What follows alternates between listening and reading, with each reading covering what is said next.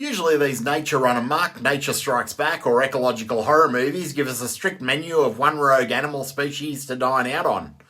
Whether it's killer bees, rabid dogs or even giant bunnies.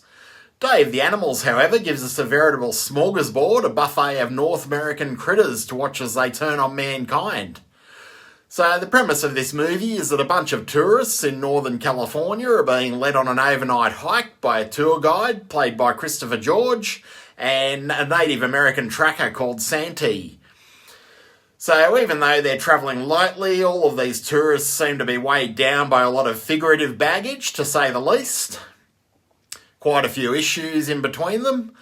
Little do they know, though, that the depletion of the ozone layer has caused pretty much every animal over 5,000 feet to experience heightened aggression and a tendency to attack humans, with completely different species cooperating in unison in these coordinated attacks. So the humans don't seem to be affected by this ozone layer depletion, or do they? So Day of the Animals is an ambitious concept, to say the least, from director William Girdler, who also made Grizzly, the Manitou and Sheba Baby. Has a great ensemble cast of characters who are at each other's throats for most of the film, which is always entertaining and always fairly accurate, if we know anything about human nature. And Christopher George always looks a bit simian to me, but he plays a great straight man as a tour guide. And his real life wife, that rhymes, Linda Day George, plays a nosy reporter, a nosy Parker, if you will. Then we have none other than Leslie Nielsen, an ad man who starts out as obnoxious and becomes even more so as the plot unfolds. So Leslie Nielsen's character in this reminds me a lot of Pierce Hawthorne from the series Community. He's pretty much playing the exact same character as Chevy Chase does in that series.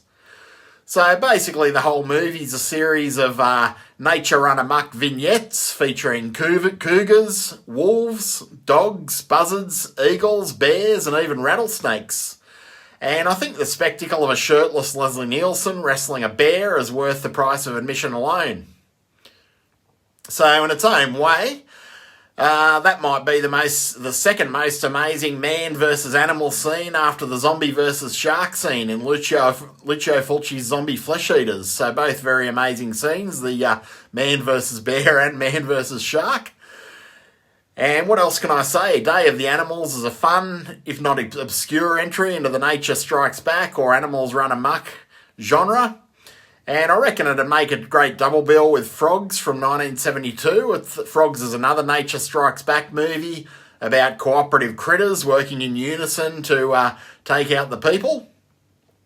And I think something nice to enjoy with this one might be some camping-style hot dogs washed down with some Sierra Nevada Pale Ale.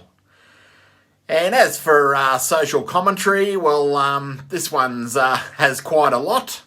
The main thing it seems to be saying is that most people are quite unhinged to begin with, at least if you believe this movie, and they only need a little bit of a squeeze to lose it, a little bit of survival of the fittest to completely lose all of their humanity and all their civility. That seems to be what Day of the Animals is saying, is that we're all animals at heart.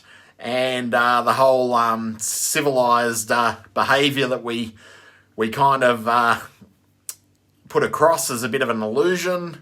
It's a bit of a facade, and that we are all animals at our core, and it only takes a little bit of a squeeze, a little bit of pressure, a little bit of a pressure cooker, as in an ozone layer that's going up a few degrees over 5,000 feet, and everyone will kind of become animals once again, as Leslie Nielsen does in this movie, which is not entirely bad. It's quite entertaining, but you do get to see Leslie Nielsen playing quite the wild man in Day of the Animals, so it is worth the price of admission for that, and for his shirtless fighting scene when he wrestles the bear. Basically, even if the rest of the movie was a waste of time, which it isn't, purely the spectacle of Leslie Nielsen wrestling a grizzly bear really does make it worth the running time. So that is Day of the Animals. I'll try and find a link to the trailer in the description, and and a link to where you can watch it and any other Easter eggs in the description as well.